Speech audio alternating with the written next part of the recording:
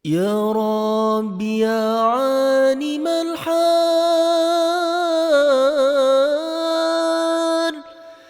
إليك وجهت الأمال.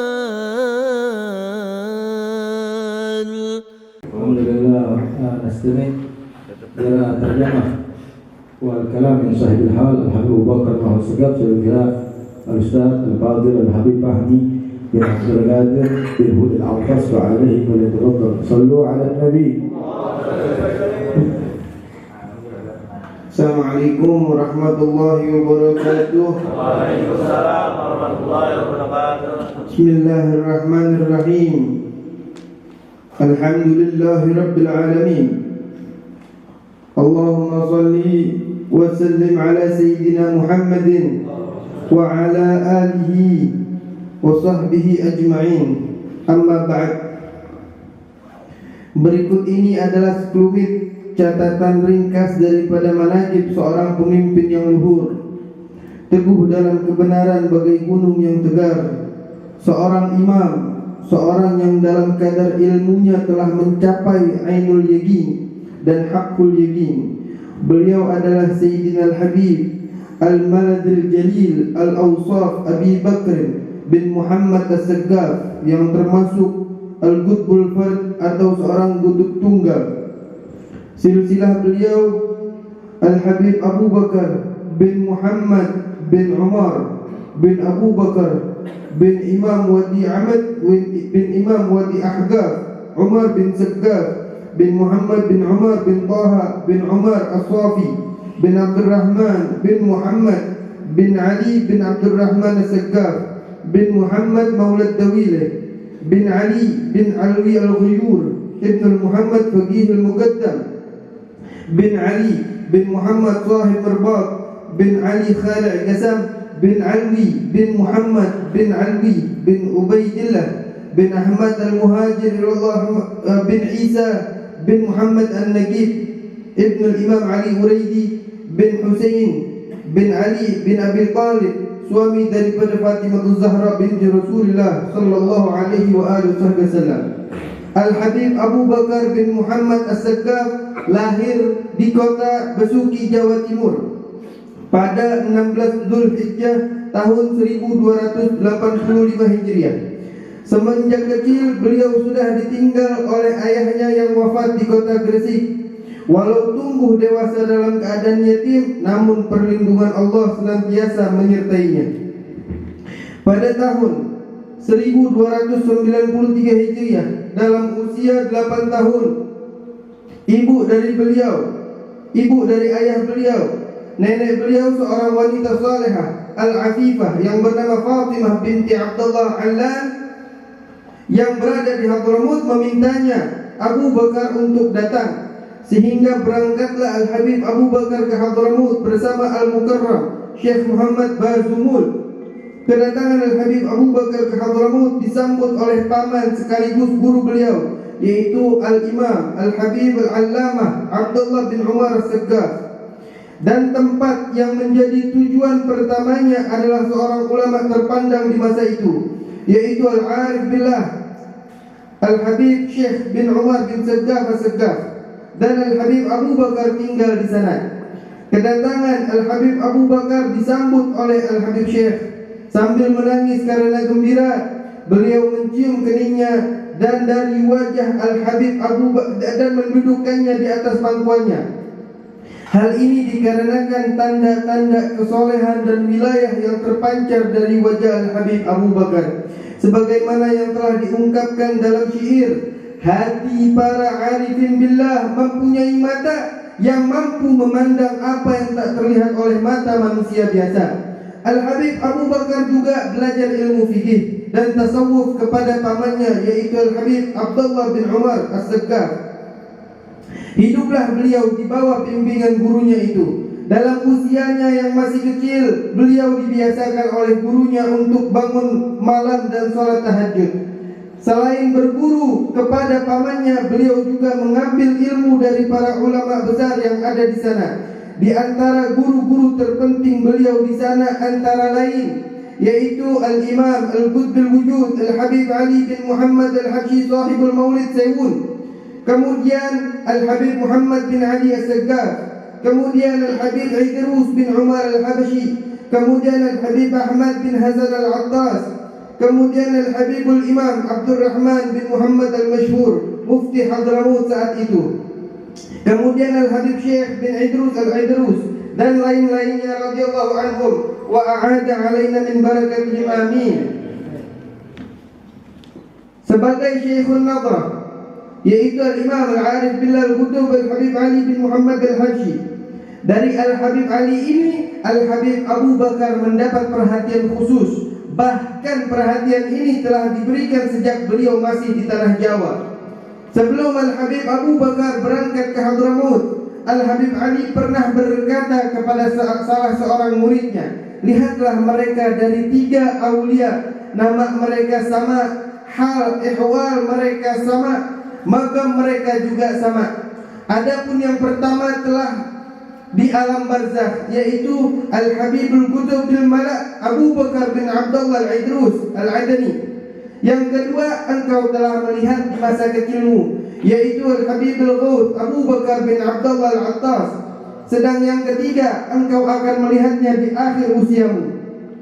Di akhir usianya, murid Al-Habib Ali ini bermimpi melihat Rasulullah sallallahu alaihi wasallam sebanyak 5 kali.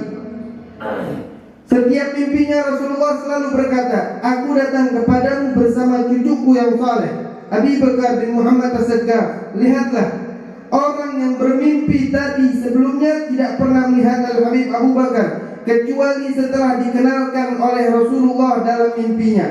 Sewaktu ia bertemu dengan Al-Habib Abu Bakar As-Saggaf dan ia pun menceritakan kisah mimpinya, tak lama selang ia pun meninggal dunia. Hal ini seperti yang telah diucapkan oleh Al-Habib Ali Al-Habsyi dalam isyaratnya, bahwa ia akan menemuinya di akhir usianya. Selain guru, Al-Habib Ali juga memberikan perhatian khusus kepada Al-Habib Abu Bakar.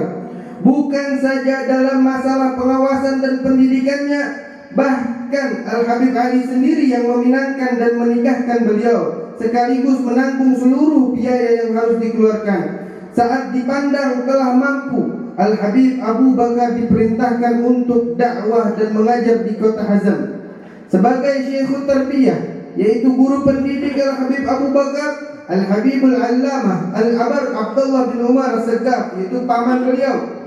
Sebagai Syekhul Tasdik, guru suluknya yaitu Al-Imam Al-Qutub Al-Makin Al-Habib Muhammad bin Idrus Al-Habsyi Surabaya. Adapun sebagai Syekhul Fatah, Al-Wali Al-Mukashif, Al-Habib Abdul Qadir bin Ahmad bin Gudban yang magamnya ada di kota Tuban. Dari syekhnya inilah Al-Habib Abu Bakar sering mendapat kabar gembira dengan ucapannya, engkau adalah pewaris hal ihwal datukmu, yaitu Al-Habib Umar bin Saggaf As-Saggaf, Sahibul Wadi Ahqaf.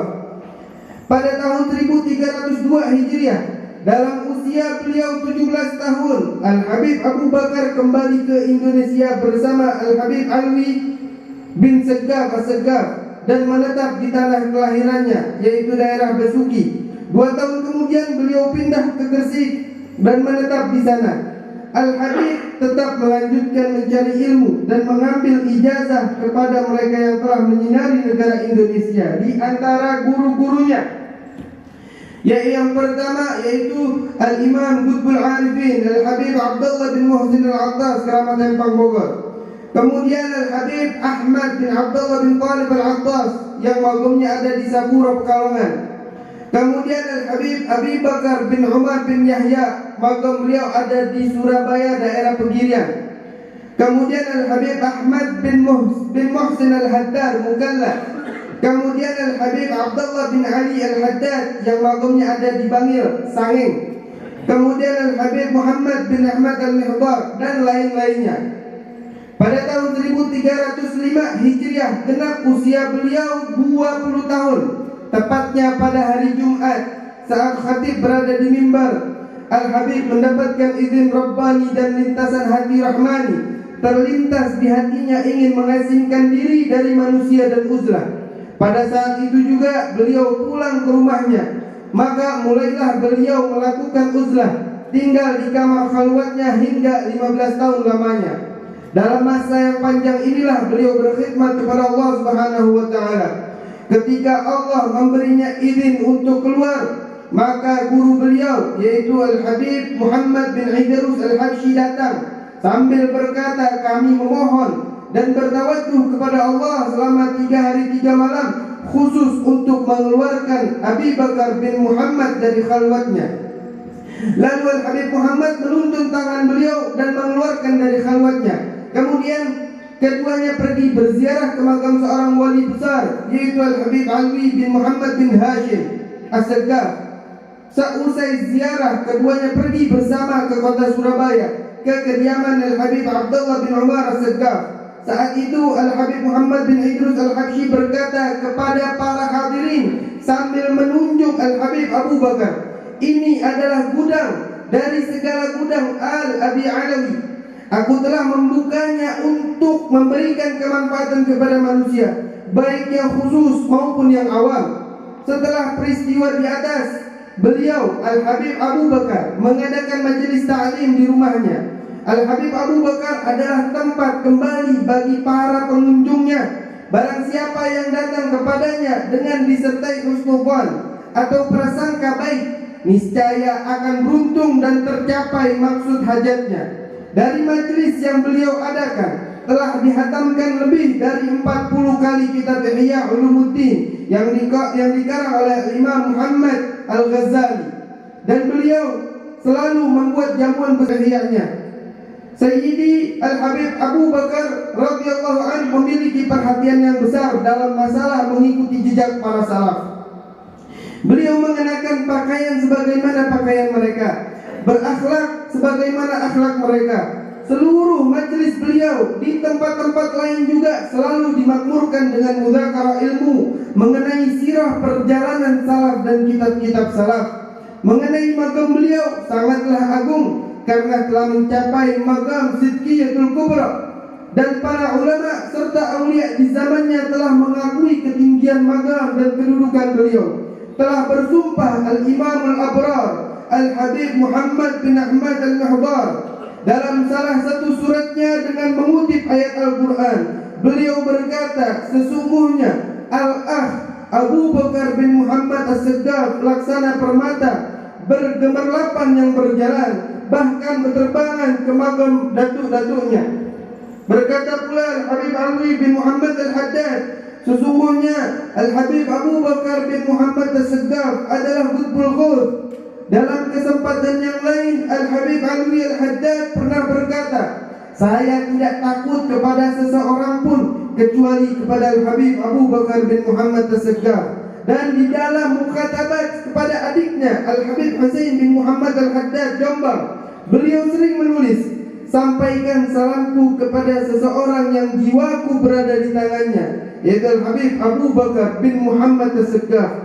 Berkata pula Al-Habib Ali bin Abdurrahman Al-Habsyi Kuitang, sewaktu beliau berkunjung ke Gresik untuk silaturahmi dengan Al-Habib Abu Bakar, dengan bercucuran air mata sambil berkata kepada para hadirin, ini adalah raja dari semua lebah, sambil menunjuk kepada Al-Habib Abu Bakar. Telah berkata pula Al-Habib Husain bin Muhammad Al-Haddad, sesungguhnya Al-Habib Abu Bakar adalah seorang khalifah. Dia telah berada di tingkat maqam syuhud yang dapat menyaksikan hakikat dari segala sesuatu. Al-Habib Abu Bakar telah berkata, telah datang kepada Al Mustafa sallallahu alaihi wasallam sedang aku dalam keadaan terjaga, maka aku memeluknya dan beliau memelukku. Menurut kaum arifin, makam bertemu dengan Nabi sallallahu alaihi wasallam dalam keadaan terjaga adalah makam yang mengungguli makam-makam lainnya. Dan kesemuanya ini merupakan hasil dari mutaba'ah, mengikuti langkah-langkah baginda Nabi Muhammad, dan kesempurnaan istiqamah yang merupakan puncak dari karamah. Dan seringkali Al-Habib mengucapkan kata-kata, aku termasuk ahlul darat. Barang siapa yang memohon pertolongan Allah melalui aku, akan aku bantu. Dan barang siapa yang berada dalam kesusahan lalu memanggil namaku, maka aku akan segera datang kepadanya dengan izin Allah. Dan seringkali beliau mengatakan, aku gembira untuk berjumpa dengan Allah sebelum wafatnya. Beliau mencegah diri dari makan dan minum selama 15 hari, tetapi hal itu tidak mengurangi kekuatannya. Bahkan beliau masih seperti biasa, baik dalam wudu maupun salatnya. Ketika panggilan Allah semakin mendekat, beliau merasa rindu dan senang untuk berjumpa dengan Rabbil Bariyah. Beliau menyerahkan ruhnya ke hadirat Allah Subhanahu wa taala dalam keadaan ridha dan diridhoi. Beliau meninggalkan dunia yang fana ini pada malam Senin 17 Dzulhijjah 1376 Hijriah dalam usia 91 tahun. Semoga barokah tetap dilimpahkan kepada kita semua. Demikianlah sedikit sejarah hidup yang ada dan diterjemahkan ini. Kini marilah kita bersama-sama menengadahkan tangan untuk berdoa kepada Allah. Kita memohon seraya bertawassul dengan al-haq, keagungan zat dan semua sifatnya yang suci, juga dengan hak kebesaran kekasihnya al-Mustafa wa rasulihi al-Mujtaba Sayyidina Muhammadin sallallahu alaihi wasallam, dan dengan hak kebesaran seluruh rasul dan anbiya dan para salihin, serta kebesaran seorang walinya yang kita sekarang berada di tempat yang penuh barakah ini, tiada lain karena sebab dan perantaranya. Semoga Allah mengasihi dan merahmati kita, dan semoga Allah senantiasa mencurahkan pengampunannya serta menjaga diri kita dari kejelekan hawa nafsu dan bisikan setan. Ya Allah, bentangkanlah kepada kami selimut pengampunanmu, sebagaimana Engkau telah mengampuni mereka yang berlumuran dosa. Terimalah amal-amal kami yang sedikit ini. Ya Allah, berilah keselamatan bagi mereka yang tenggelam dalam kemewahan dan kilauan dunia, dan berilah kesadaran bagi mereka yang lalai, serta taubat bagi mereka yang selalu berbuat maksiat. Dan sepulangnya kami dari tempat ini, limpahkanlah kemurahan-Mu hingga kami yang hadir dengan penuh kecintaan ini dapat meraih apa yang kami inginkan dan wujud apa-apa yang kami harapkan. Serta berilah pengampunan-Mu apa-apa yang telah kami perbuat, dan berikanlah jalan keluar dari segala kesusahan bagi kaum muslimin. Ya Allah, limpahkanlah barakah majlis ini kepada seluruh ahli wujud, dan terimalah doa-doa ini dan segerakanlah ijabahnya, dan akhirilah usia kami kelak dengan husnul khatimah. Rabbi wanfa'na bibarakatihim wahdina al-husna bihurmatihim wa'amitna fi tariqatihim wa mu'afatin minal fitani. Wa sallallahu ala sayyidina Muhammadin wa ala alihi wa sahbihi wa sallam, walhamdulillahi rabbil alamin. Hadani Allah wa iyyakum. Assalamu alaikum warahmatullahi wabarakatuh.